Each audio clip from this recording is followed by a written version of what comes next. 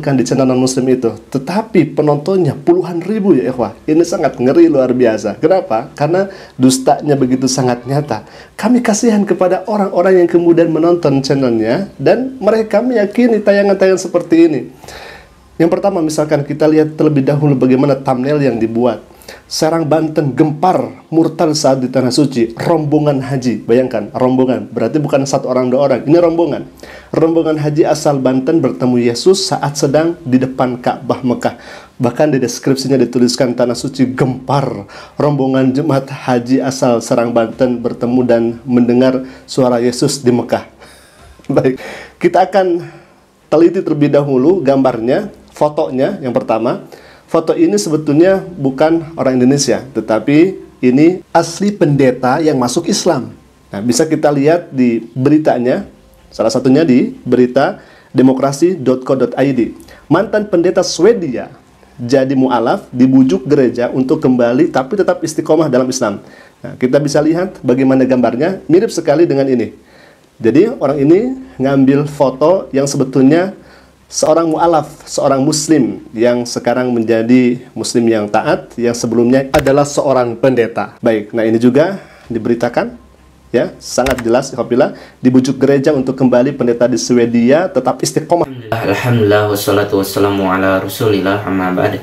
Segala puji hanya milik Allah subhanahu wa ta'ala, Rabb semesta alam. Salawat dan salam mudah-mudahan tercurah bagi junjungan kita Nabi Allah, Nabi Muhammad sallallahu alaihi wasallam. Ikhwatil kiram, azinallahu wa iyyakum, kaum muslimin dimanapun berada, semoga Allah subhanahu wa ta'ala memberikan hidayah dan taufiknya kepada kita. Gempar, katanya jamaah haji asal Banten murtad semua. Benarkah demikian? Atau hanya slogan semata untuk mengkerucutkan hati umat Islam? Dan video tersebut ya berasal dari kelompok sebelah atau Oten, ya. Jamaah haji asal Banten murtad semua. Tetapi tidak ada di media sosial, bahkan tidak diberitakan di media sosial kita. Ternyata apa yang terjadi, ikhwatil kiram, ya, ada seorang bapak-bapak, ya, yang dia ya, murtad, ya, keluar dari agama Islam. Ada bapak-bapak yang memang secara agama pun dia tidak terlalu memahami tentang agama. Bahkan ironis, katanya dia males naik haji. Dan saya sebenarnya kurang tertarik naik haji. Tapi karena dia ya cobalah, ayo kita ke sana untuk pengalaman gitu ya. Akhirnya saya juga berangkat, cuman saya bilang, tapi saya nggak mau ikut manasik gitu. Jadi kalau pas manasik itu saya pulang ke Serang gitu. Padahal tahu ikhwah, yang namanya haji merupakan rukun Islam yang kelima. Allah subhanahu wa ta'ala berfirman dalam Quran surat Ali Imran ayat 97, walillahi 'alan nasi hajjul baiti man istata'a ilaihi sabila wa man kafara fa innallaha ghaniyyun 'anil 'alamin. Dan Allah subhanahu wa ta'ala mewajibkan kepada manusia yang namanya ibadah haji. Wa man kafara fa innallaha ghaniyyun 'anil 'alamin. Dan barang siapa yang ingkar atau kufur terhadap ibadah haji, maka Allah subhanahu wa ta'ala tidak butuh yang namanya makhluk. Dan kita ketahui bahwasanya di hadis Arba'in yang ketiga, bahwa rukun Islam kita ketahui bahwasanya ada 5. Bunyal Islam ala khamsin, syahadati an la ilaha illallah wa anna muhammadar rasulullah, wa iqamis shalah wa ita'iz zakah wa hajjil bait wa shaumi ramadan, muttafaqun alaih. Islam dibangun atas 5 perkara. Yang pertama syahadat asyhadu an la ilaha illallah, asyhadu anna Muhammadar Rasulullah, mendirikan salat, menunaikan zakat, haji ke Baitullah, dan melaksanakan ibadah puasa di bulan Ramadan. Muttafaqun alaih. Siapa yang tidak mau mengerjakan ibadah haji, ikhwah? Orang kaya, orang miskin, selama dia masih mempunyai keimanan di dalam hati sanubarinya, pasti setiap orang pengen yaitu melaksanakan ibadah haji ke Baitullah. Dan itu mendapatkan haji akbar tahun itu. Haji akbar itu konon kabarnya, jadi di sana itu sama dengan pergi haji 7 kali. Jadi kalau haji biasa itu cuma 1 kali pergi haji, kalau haji akbar itu 7 kali pergi haji, jadi pahalanya 7 kali juga, seperti itu katanya. Makanya semangatnya teman-teman istri saya itu adalah pergi haji itu sana. Dan yang kedua, bapak ini sholatnya melaksanakan dengan bahasa Indonesia. Pada hari ketiga itu saya, karena saya di situ kalau berdoa banyak selalu itu sholat pun pakai bahasa Indonesia, karena supaya saya mengerti begitu ya. Nah, saya seperti itu.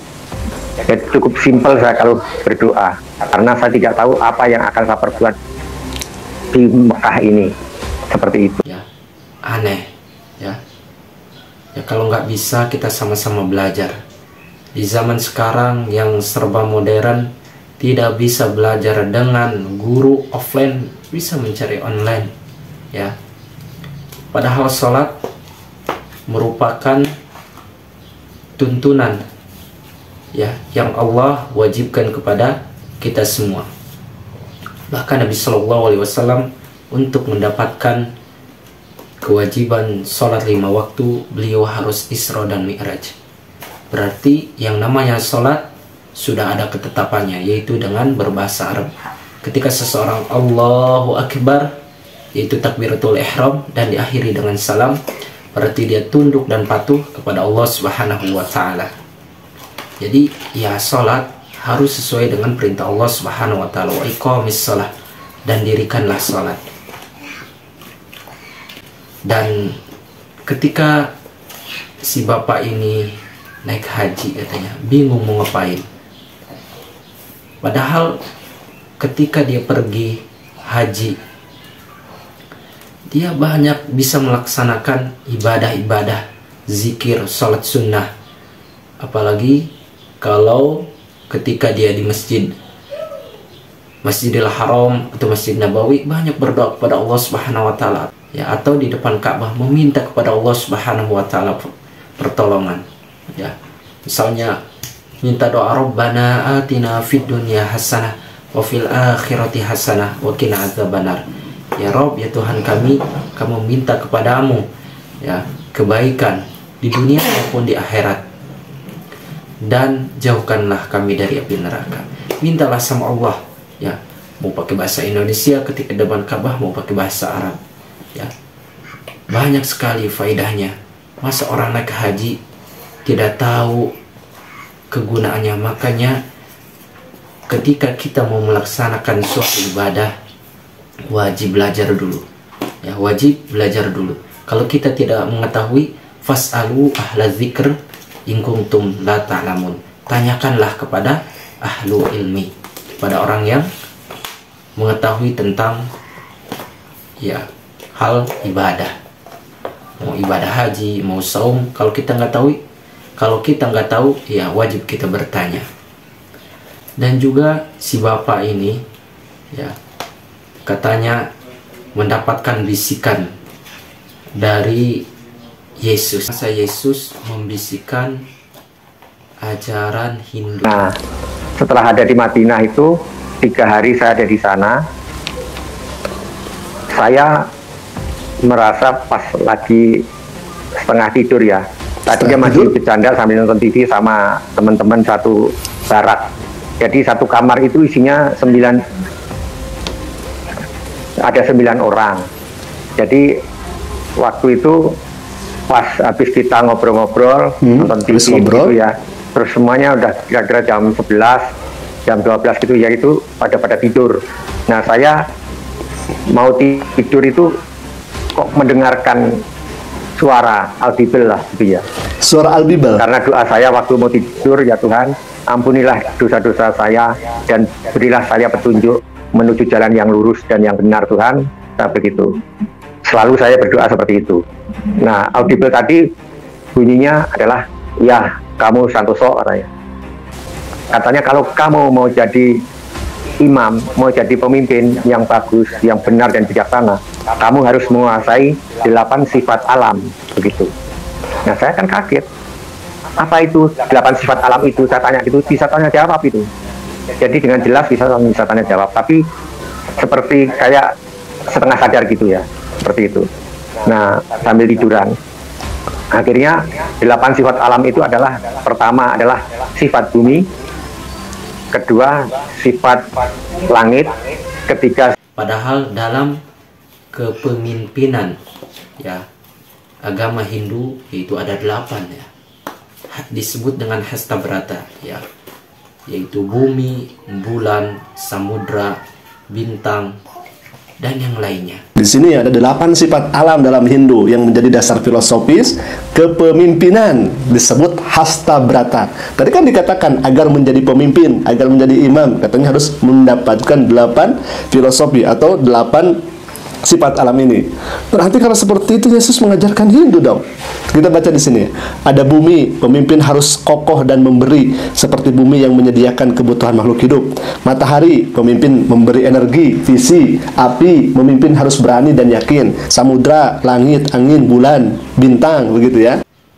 Mas, ajaran Yesus, ajaran Hindu itu kan lucu kayak gitu. Padahal ya Isa Al-Masih ya ajarannya Islam ya, kalau kita yang beriman. Tapi kalau saudara kita mengimani bahwasanya ya Yesus ya kepercayaannya ya yaitu bukan Islam atau Kristen katanya. Ikhwatul kiram, kita sebagai muslim dan sebagai hamba Allah Subhanahu wa taala, dan juga ketika kita menyampaikan sesuatu harus bertabayun dulu, apakah benar atau hoax ya. Apalagi dikatakan tadi gempar rombongan haji dari Banten murtad. Dari mana datanya? Apakah hanya cuma untuk mencari cuan atau untuk mencari penonton? Nauzubillahi min dzalik. Semoga Allah Subhanahu wa taala menjaga kita, menjaga saudara kita dari hal-hal yang tidak bermanfaat. Barakallahu fikum. Alhamdulillahi rabbil alamin.